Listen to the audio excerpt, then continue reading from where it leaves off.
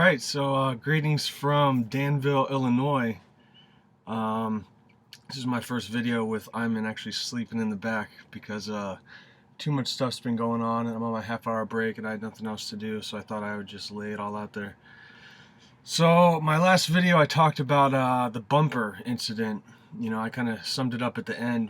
Turns out I'm not going to have to pay a deductible on it. It will cost me 12 points on my record, which will go down a third every 4 months or something to that effect. And I do have to take some classes, some safety classes, backing, and all that stuff. But at least I handled it the right way. But I'm not gonna lie, the bad luck did not stop. You know, once we got back to California, dropped off the load, we were supposed to go to Phoenix. So we make our way to the shipper. And then right when we get there, the security guard is pretty much stumped, like wondering who we are and why we're there, because the shipment was canceled. So that was great, no big deal. And then right as Iman's calling Swift from Fontana, our home terminal, Phoenix, calls me and he's like, "Oh yeah, your load's canceled." And it's like, "Yeah, we know, we found out." So from there, we didn't really know what we were gonna do, and then we were told to go up to kind of towards Bakersfield to Boron, California, to do a trailer swap. I guess some guy was running short on hours, kind of the same thing that happened a few videos back in Pennsylvania. And so we finally get to Boron. It's going up to Union City, kind of in the Bay Area, like Hayward area.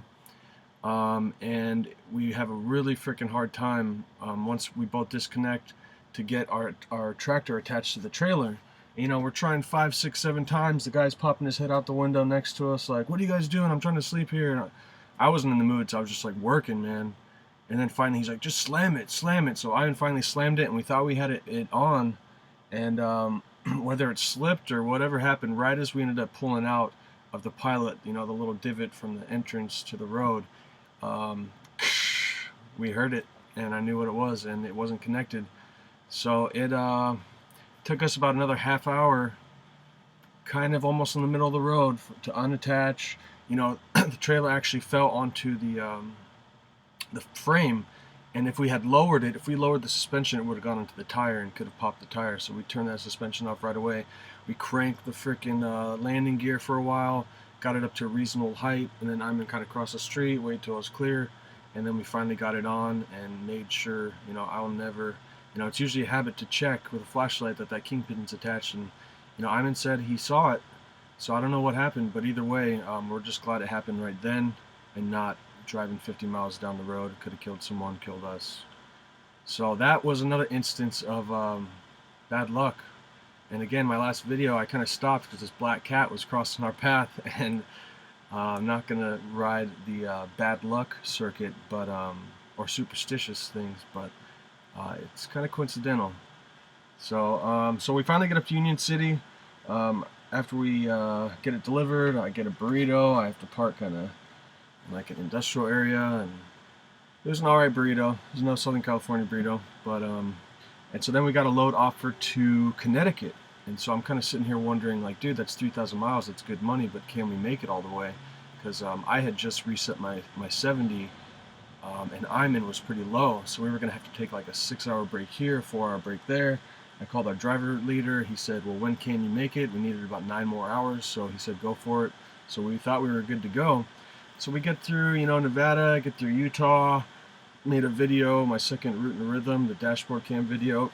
I threw up the Used. The Used is a band from Utah, so that's kind of why I threw them on there. It's kind of a high energy song. Anyway, so we're making it through Utah, we get to Wyoming, and we switch drivers, and then Iman kind of makes a good observation that our governor won't cut in past 100 psi. So immediately my thought is to, you know, stop. He's like, "Hey, I got 114 miles to go. Let's just get to the next truck stop, and we'll assess it from there." So he makes it, you know, keeping an eye on it, and then turns out something's wrong with it. They're not sure. The governor, the air filter, something's going on. So in order to not break the warranty on it, all they could do was bypass it, bypass the line, and then from that point the governor would cut in but not out. So the next morning, the Freightliner dealership about 5 miles away opened at 7, so I got up at about 6 and drove over there going about 20, 25, 30 miles per hour, having to pull over every 10 seconds, pumping the brakes down to 100, because if you could go past 150, I'm not going to say kaboom, but it's not good. So we finally get there. First thing they say to me is, yeah, we can probably get to it tomorrow. So it's already 7 a.m. We can get to it tomorrow. So Ivan and I are sitting pretty, wondering what we're going to frickin' do.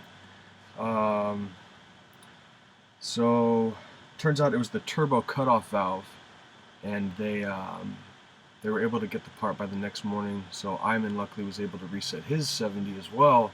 So now we're both pretty high on hours, and we're still rolling. So after Rawlins giving up that we had 2,000 more miles on that load, giving that up, they gave us a pretty short load down to Denver, which was cool. I've never seen Denver. Got to see the skyline just for a split second. Got another shot glass.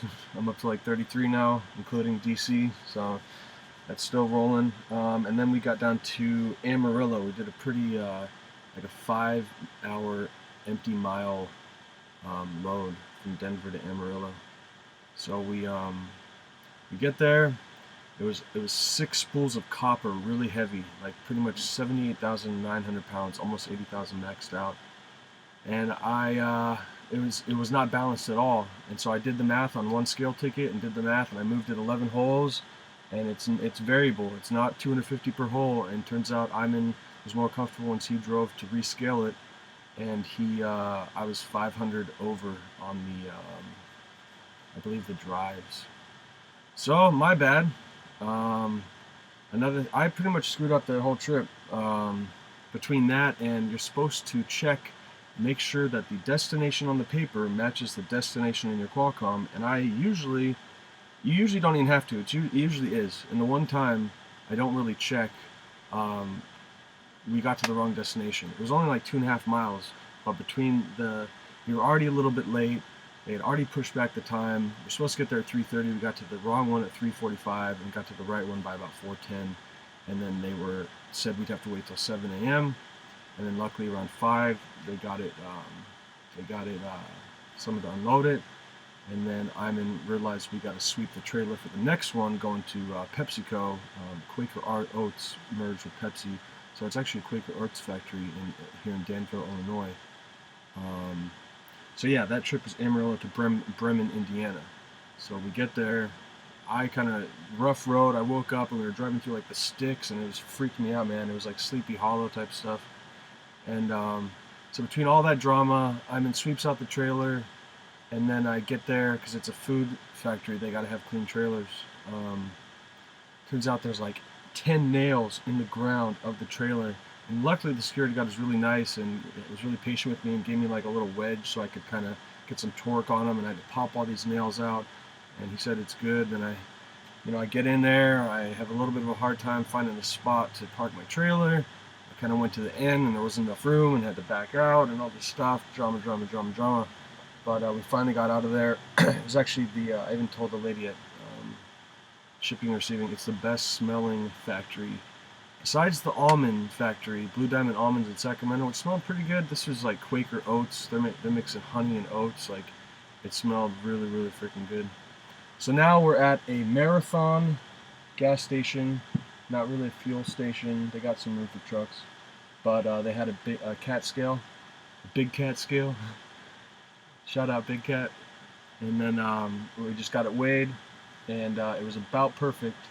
The lowest we can do, or the max we can do, is 41 feet through, I believe, Tennessee, and it was already at 40, and I had to move it up 3 holes to keep it balanced. So we're trying to do what we got to do. We got some other stuff on the horizon. We're gonna try to stay out till Thanksgiving, and then we might be changing some stuff around. But for now, it was a little bit of a stressful trip. Between the bumper, trailer disconnecting, the turbo cutoff valve. Like I said, Iman kind of throws that we are an unlucky team. And, man, that's called the learning curve, in my opinion.